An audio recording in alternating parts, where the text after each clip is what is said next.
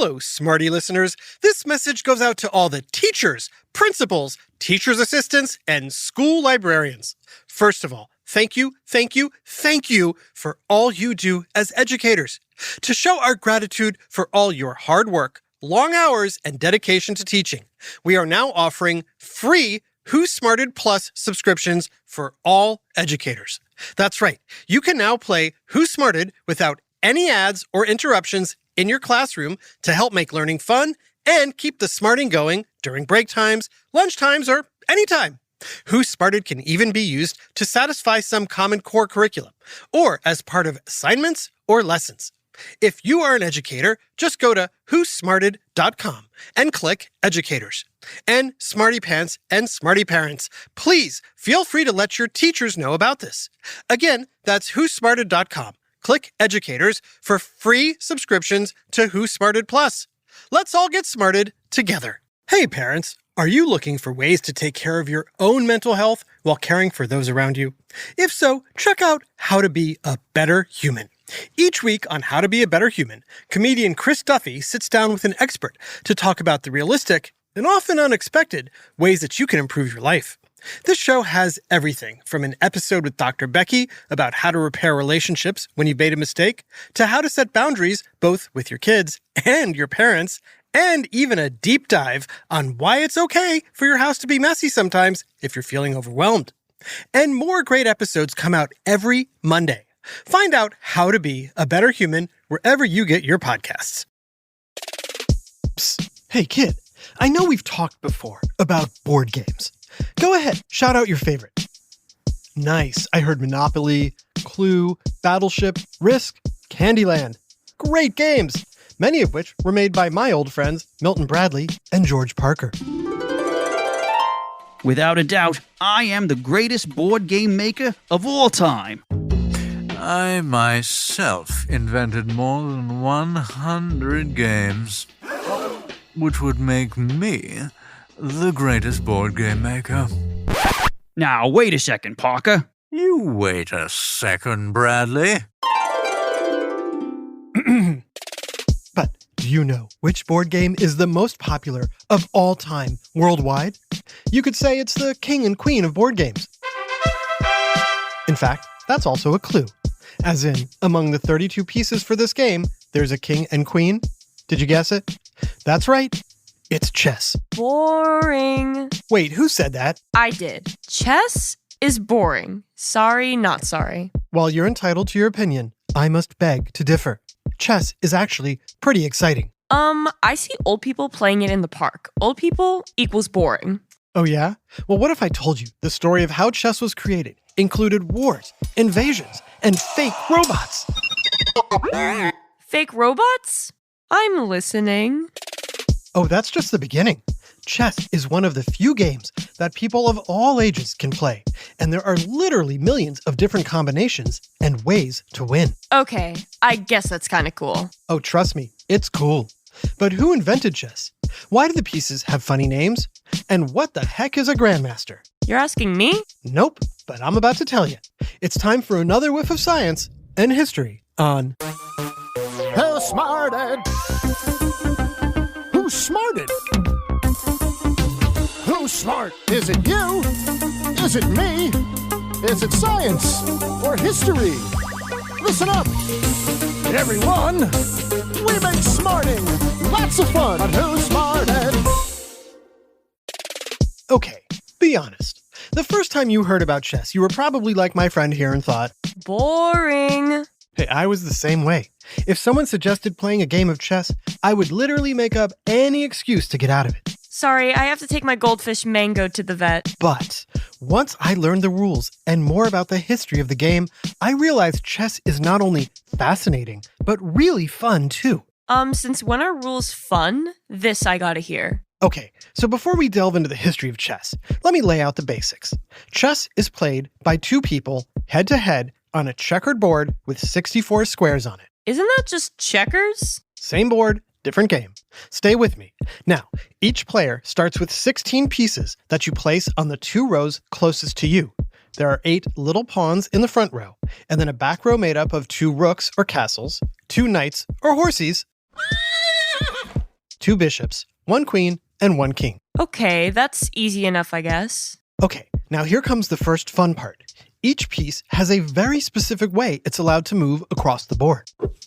For instance, pawns can only go straight forward 1 square, except for your first move, it can go 2 squares. Sounds very exciting. The king is kind of like a pawn, in that it can only move 1 square at a time, but it can go in any direction. All hail the king. Oh, that's nothing compared to the queen. The queen can move in any direction as many spaces as she wants to. Did a lady invent chess? We'll get to that. The rook, or castle, can move any number of squares up, down, or across, while the bishop can only move diagonally. The knight, or horse, is the only piece that's allowed to jump over other pieces. And it moves in an L shape, either 1 square up and 2 squares over, or 2 squares up and 1 square over. I might need to write this down. Oh, trust me, you'll get the hang of it quickly. Okay, so these pieces move around. What's the point? The object of the game is to move your pieces around to trap the other person's king so it can't move anymore. And that's called checkmate. Sounds complicated. I'll stick with checkers. Wait, hang on. Chess can be complicated at first, but we're getting ahead of ourselves. Before I explain exactly what chess is, you need to understand where it came from. Any guesses as to where chess was first invented? Let me think. The Boring Strait? No Funistan? Snoozelandia? Haha, very funny. The answer is nobody knows exactly where chess began, but most historians believe it originated in India. Then, after people from the Middle East invaded India, they brought the game back home to Persia, where a series of invasions followed that eventually spread chess to Southern Europe, the Americas, and beyond. So, chess spread around the world because of war? Is that why the pieces are called kings and queens and knights and stuff? Again, no one really knows, but we do know chess is old, really old, as in over 1,500 years, starting around 600 CE. Back then, the game was known as Chaturanga. Inhale and Chaturanga. And exhale. No, not like the yoga pose Chaturanga. This Chaturanga was an ancient Indian strategy game that is thought to be the common ancestor of chess. But it wasn't quite like the game we play today. Some of the pieces were called foot soldiers. There was a minister and chariots, even elephants that could leap over other pieces.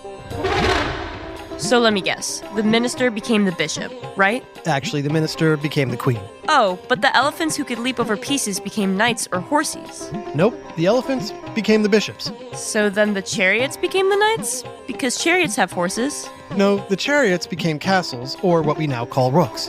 Dude, this is super confusing. Can we just play checkers? I know, sorry. Let's back up again. After the game of Chaturanga reached Europe in medieval times, that's where the game went through a series of modifications to reflect the royal society of that time. This is when the minister became the most powerful piece on the board, the queen. At the same time, women were ruling England, Scotland, and France. Oh, and those foot soldiers, we call those pawns today. Amazing. I'm still not getting why this game is so popular. Anywho, historians think it was between 1475 and 1485 that a game similar to modern chess appeared in Italy, Spain, or France. That's when the queen and bishop gained new powers and started moving like they do today. The game reflects a mini version of life during feudal times. The pieces themselves, like the knight, the rook, the bishop, and the pawns, represent how society was set up during the Middle Ages, reflecting the strategies nations and their military took to conquer territory and win wars. But perhaps nothing in the history of chess is as fascinating as the game's association with one of history's most famous pranks. I like pranks. Oh good, then you'll love this one, which I'm going to tell you all about right after this quick break. Ugh, I feel like I just got pranked. Hi, Trusty here with a special message for all the parents and guardians listening. I know how important it is for your child to excel in every way possible, especially when it comes to education. Well, thanks to my friends at iExcel, you don't have to go it alone. iExcel is a personalized learning platform that's transforming the way children master everything from math to social studies. iExcel's interactive courses and immediate feedback ensure learning is super engaging and accessible for every student, pre-K through 12th grade. Imagine that. A tool that grows with your child, offering personalized recommendations based on their progress. And we know it works because we've used it ourselves. Adam Tex Davis, co-creator of Who Smarted, used IXL to help his daughter stay on top of her schoolwork and excel in her classes. Backed by research, students who use the IXL program are more likely to get higher test scores because IXL functions like a tutor. And whether your child needs help with homework, classwork, test prep, or is looking for a challenge, IXL has you covered, and all of that at an affordable rate.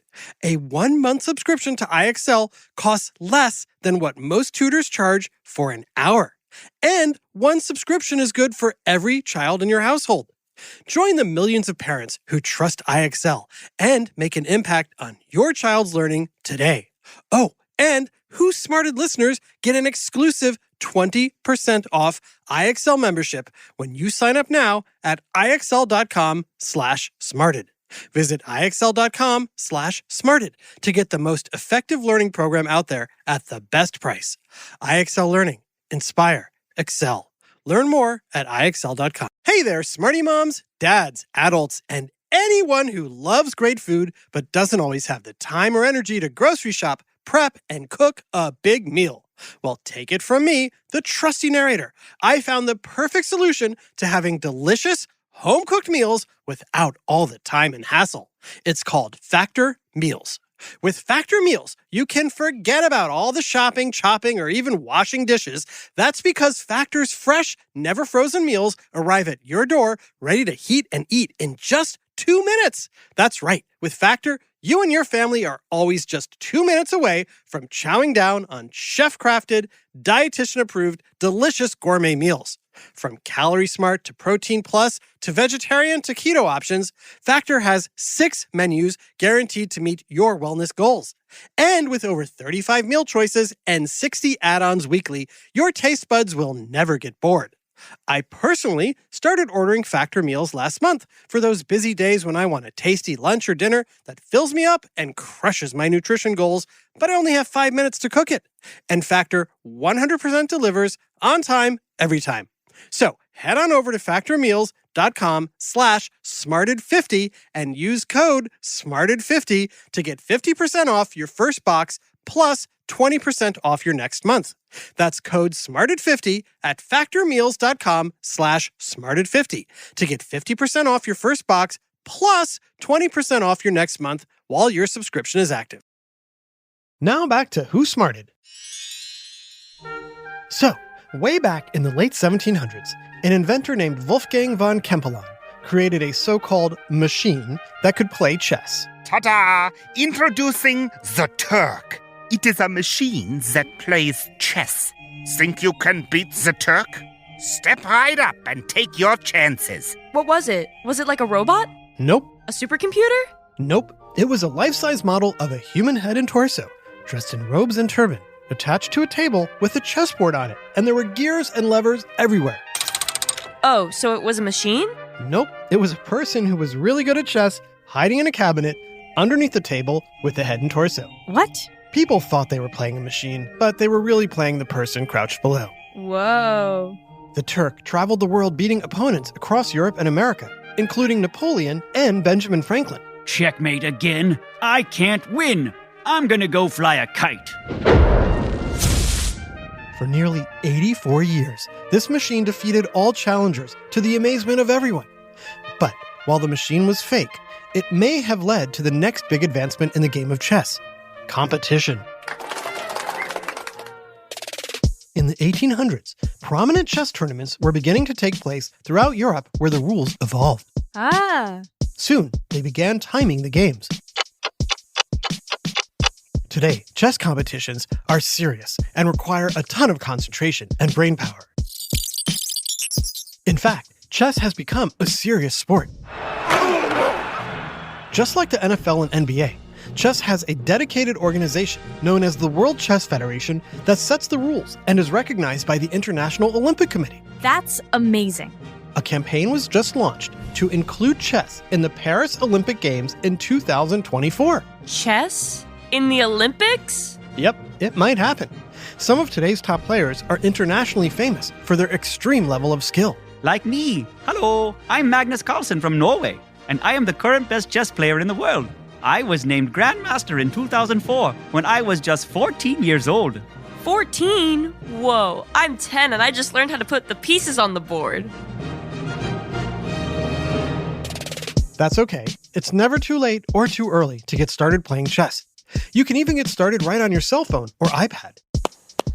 There are tons of free apps you can download to learn how to play, practice against a computer of varying skill levels, or play online with friends.